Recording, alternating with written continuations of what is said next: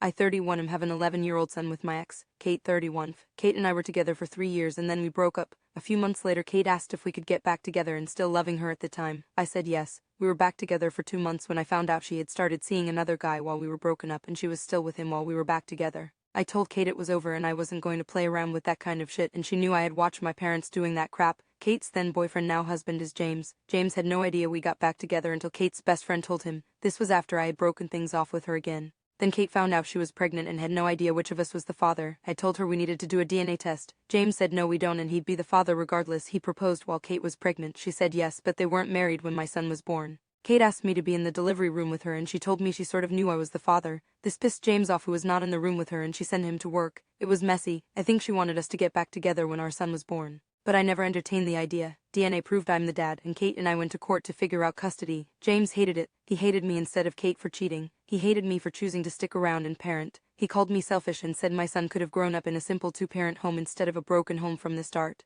He engaged in a lot of alienation back then, and for about a year I was given custody of my son while Kate and James had to attend classes and therapy. James did calm down a little and 50-50 custody was reinstated. James still hates me though, and he can't be around me. Kate and I keep all contact via app. Kate and James struggled to have children together and lost 3. Their son was born 2 years ago with severe disabilities. During that time my son started to explore different activities he wanted to do and joined a couple of clubs that offered a more relaxed experience to sports and allowed parents to be involved. I was the only parent involved in that. Kate didn't want a part. James was jealous again and my son told me James wanted to go instead of me, but my son wanted me there instead. So I continued taking him. About 2 weeks ago James approached me and wanted me to be less involved with these activities so he could be. He said we should share them and I should let him have one. I told him that was not going to happen. He started getting loud, so I moved away from him and carried on with what I was doing. James then sent a long email calling me selfish and saying I know his only bio kid will never get to do this stuff, so I should be sharing my son with him better, and how my son doesn't call him dad despite being around since before he was born, and blaming me for that.